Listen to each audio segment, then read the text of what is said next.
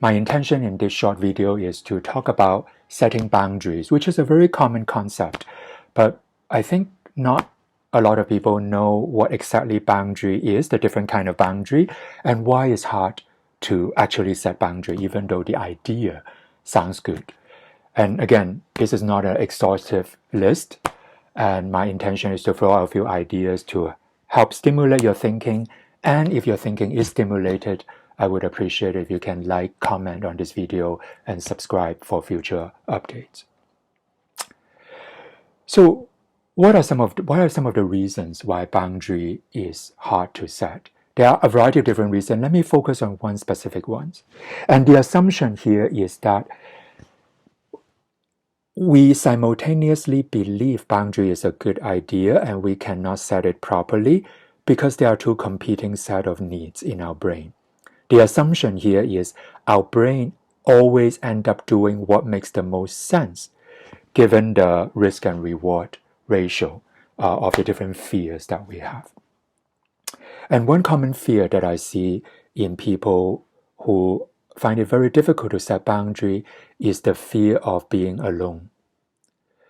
Oftentimes I hear from clients or friends, or frankly, sometimes myself, is when I set boundary, I'm afraid that somehow you will not like it and it will put our relationship and connection at risk.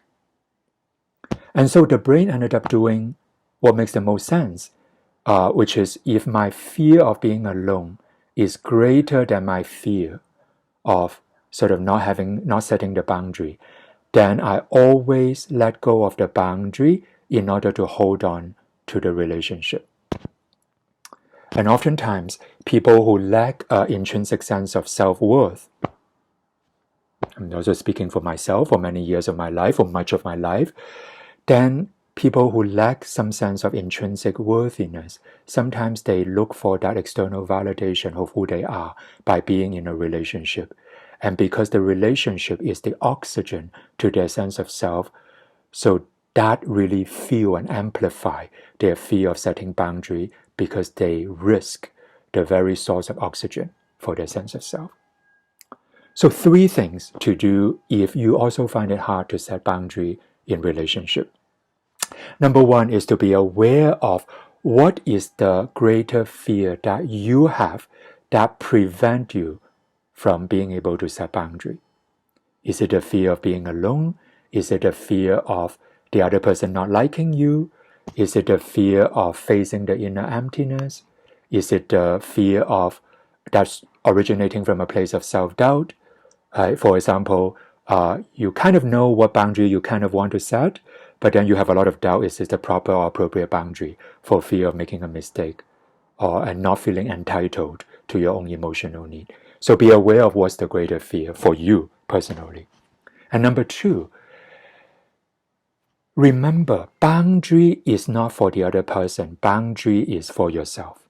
Boundary is a way to honor yourself. Boundary is an act of disclosure to let the other person know sort of what your emotional needs are and what your preferences are. Right? So when you set a boundary for the other person, that trigger your thoughts about, do they like it? What will their reaction to it? What will be their reaction to it? Which you have no control over. But if you remind yourself setting boundary is a way to honor yourself, that oftentimes brings additional clarity. Number 3 is to distinguish between 2 kinds of boundaries. There's a protective boundary and there's a containing boundary. Protective boundary is to protect you from other people and the violation and the attack from other people. A protective boundary is if you say something to me, I have to check whether it fits my truth, it fits my experience, it fits my values. And if whatever you say doesn't quite fit, then I'm going to not take that into my heart and not let it affect me. That's a protective boundary. It's kind of like a customs department that check the imports. Do you have the proper visa? Do you have the proper procedure? Does it match actually what who I am? That's a protective boundary. Protect me from others and the world. The second kind of boundary is containing boundary. Containing boundary is there to protect other people and the world from me. Containing boundary is to a kind of empathy practice. Ask myself before I say anything to somebody else, what's the likely impact when I say this? Am I saying what I'm going to say because I get triggered, or is it something that I genuinely want to share about my experience? Right? So containing, if protective boundary is like a customs department that check the status of the import, containing boundary is the other side. Before I export anything, I have to check where is the export coming from, and is it going to hurt other people, and what is my intention in saying this.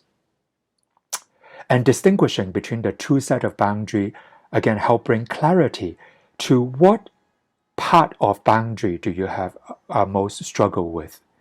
And sometimes some clients or some people also find it helpful to visualize, for example, the customs department, a shield that can protect themselves from the arrows from other people.